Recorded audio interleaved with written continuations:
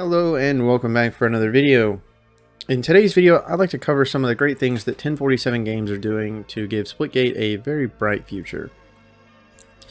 The first thing I'd like to touch on is the community roadmap that the official Splitgate Twitter posted recently that outlines 1047's plans for community engagement. There's a lot of information to cover here, so I'm just going to touch on some of the highlights. The first one being the communication pillar.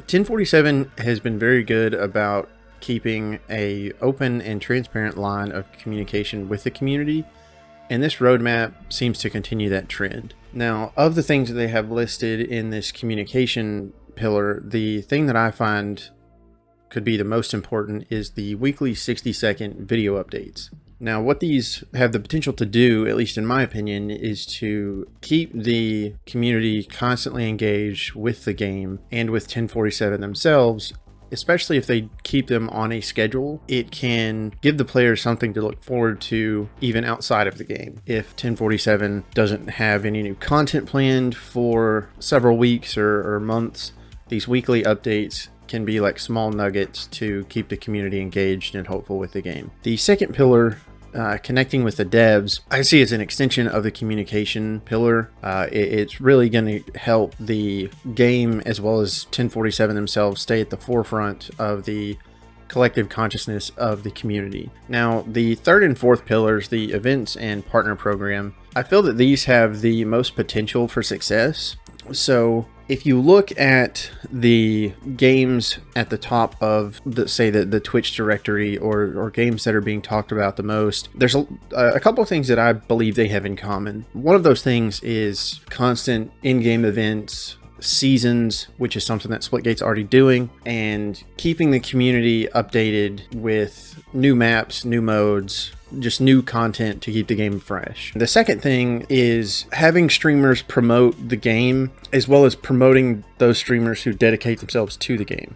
I feel that there's an opening in the FPS genre due to the poor state of, let's say, the big three, that being COD, Battlefield, and Halo. Now, all three of those games, Call of Duty and Battlefield specifically, launched in very poor states and have slowly recovered, whereas Halo has launched in a decent state, but due to lack of content and lack of updates has kind of soured with a lot of that Halo community. And I feel that if done correctly, 1047 can capitalize on that and carve their piece of the first-person shooter market. Now, the second thing I'd like to touch on is the Splitgate Pro Series and what 1047 are doing with the esports side of Splitgate, which a lot of casual players don't even think about esports or really care. And that's completely fine. If that's not your thing, that's not your thing. But esports, especially fast-paced, action-packed esports, can draw in a lot of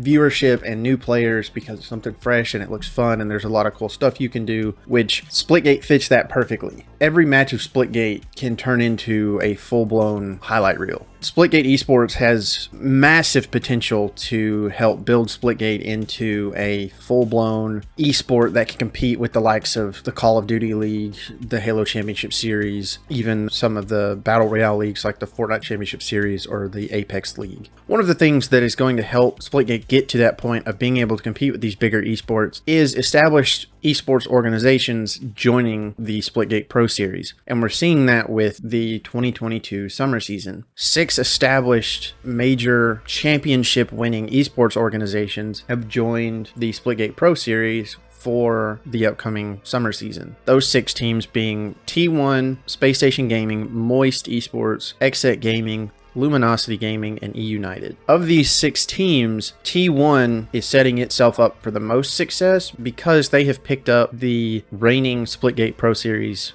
champions. These 6 organizations also create massive potential for not only the Pro Series, but as well as the Challenger Series. So in a lot of other esports, these organizations will have a pro team as well as what's called an academy team, which is generally a group of amateurs or young players that are trying to work their way into the pro league. With Splitgate having an open challengers league, that introduces massive potential to get new talent into the pro series, as well as it can draw more established organizations into Splitgate if they're seeing that these 6 organizations are having great success with the players that they pick up, as well as if they do decide to pick up any academy teams in the challengers league. Something else that has potential to help the SPS grow is new fans coming into Splitgate because they already follow other teams from these 6 organizations. So Moist has a very prominent Rocket League team. Luminosity is in several games. They've won Call of Duty championships. They have an extensive tenure in esports. The same with eUnited, multi-time Call of Duty champions. They have a good Halo team. Most of these, if not all of these, organizations are in Valorant, which is arguably one of the most popular games on the planet at this point. There's tons of potential in these 6 teams being able to bring in new people to Splitgate and help Splitgate grow that way. The second big esports announcement was that the Splitgate Pro Series is now backed by Amazon Prime Gaming. So this is huge for 1047 and the Splitgate Pro Series, primarily because this is going to help put Splitgate on the front page of Twitch. And it opens the door for exclusive Twitch Prime skins and setting up for Twitch drops, which 1047 and Splitgate have already done. But being able to have your esports league promoted on the front page of Twitch gets you thousands upon hundreds of thousands of eyes that wouldn't have found your game in the directory. It's a huge thing, and it also helps that their schedule for the summer season is kind of in between other major esports, like the Call of Duty League, specifically the Halo Championship Series. Their summer season fits right in between those events. The runtime is from June 4th to July 17th, and that includes 5 weeks of pro play, followed by a Challengers qualifier, then a Challengers finals, pro finals, and then the relegation playoffs. So this is a great looking schedule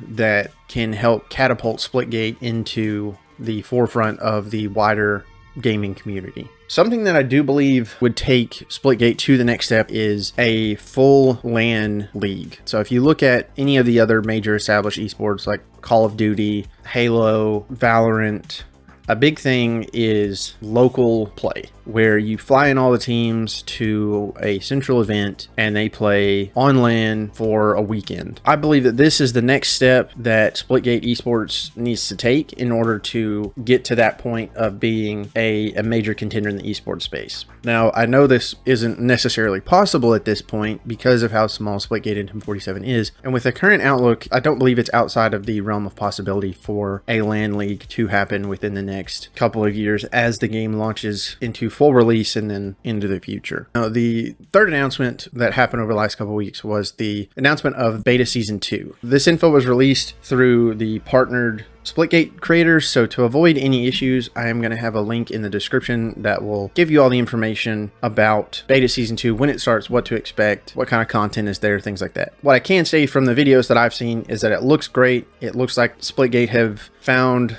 the art style and the path that they want to go down to differentiate themselves from their contemporaries. To wrap that all up, I believe that Splitgate has a very bright future. 1047 seems to be doing everything right, and unless they royally mess some stuff up, I think Splitgate is going to do very, very well in the next year or two. It's a great time to get into Splitgate. If you're, like I said in my other video, if you're tired of Call of Duty and Halo and Battlefield, it's a great time to get into Splitgate. Splitgate has all the things that you're looking for in a first-person shooter, as well as some fun, unique things like the portal mechanics and the different weapons and things like that. So that wraps it up. Thank you for watching. Have a great day, and remember to keep having fun.